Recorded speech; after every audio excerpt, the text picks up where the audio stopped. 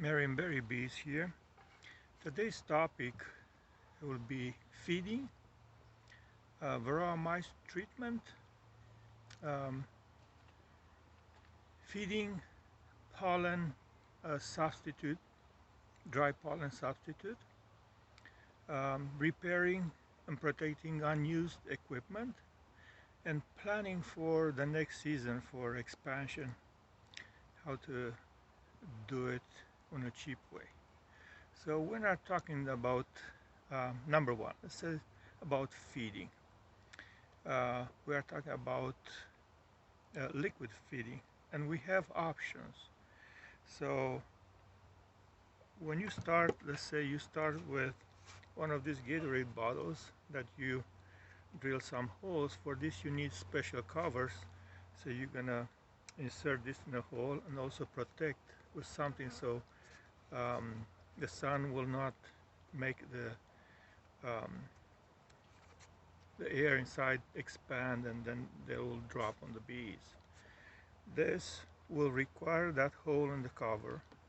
Also, from now on, it's good if you have, instead of trickling down with those, with like 2-gallon pails with a tin plug with some holes. It depends how strong your colonies are. It depends also, you can adjust how many holes you put in here. You drill 6, 7, 8, 10 holes, and if you need to have less holes, that's 1 or 2 or 3, you just put some wax on the others and that will do the trick.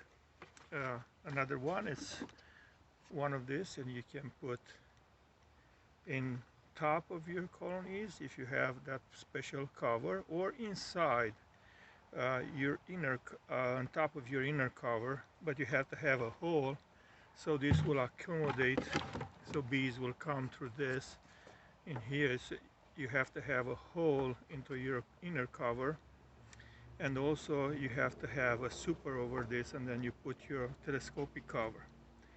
And another thing is you can use inside feeders like this, 1 gallon, gallon and a half feeders, and they have a ladder so bees will not drown. So they go inside this ladder and they can come out. Also, you can take these rubber bands out and you can take this and clean them really well.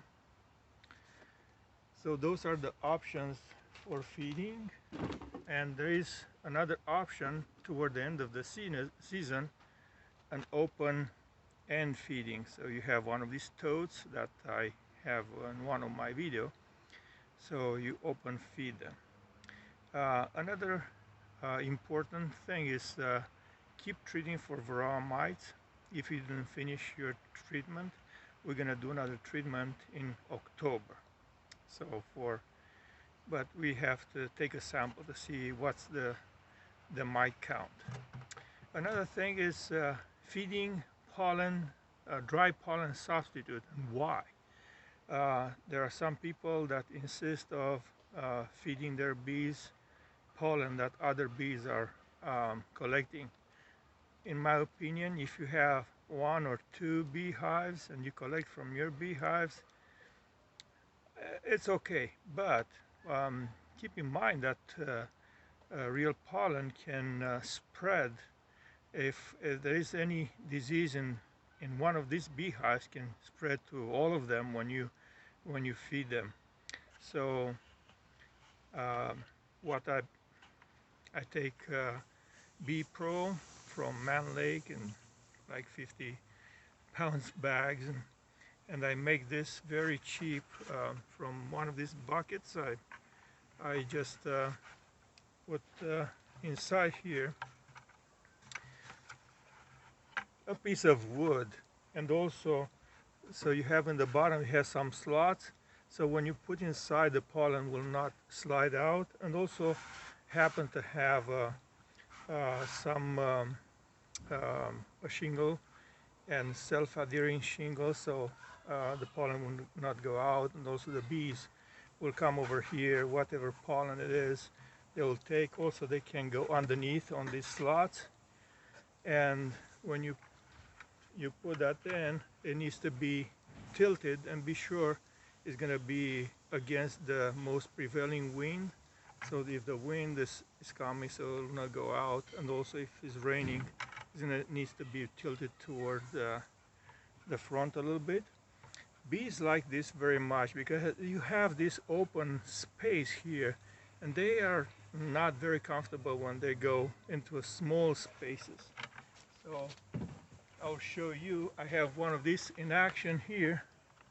I took it from where it was hanging with a pollen substitute, and there was a bunch of bees here, but obviously they're going back to to their hives. It is important right now. The weather recently cooled really well, and there are a bunch of things that beekeeper needs to do. Since the season is not very active right now, feeding, treating,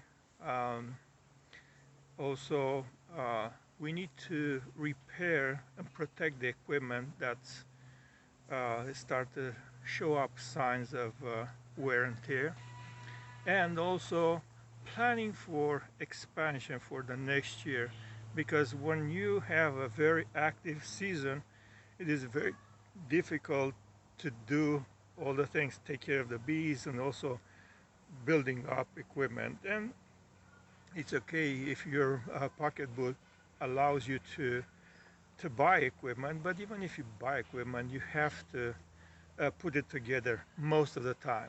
Otherwise, it will be very expensive. So that's a thing. And thank you for subscribing to my channels. And you are my partners. We partner together to do this fantastic job for our environment and for our food supplies. Bees honeybees are responsible for a high percentage of our food supply for pollination. So thank you for doing that, and I'll make another video soon with how to make your own dry pollen substitute feeder.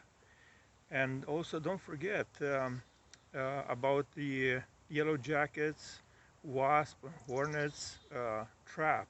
That's important. You put them, you look at my video and put that on. You have a great day.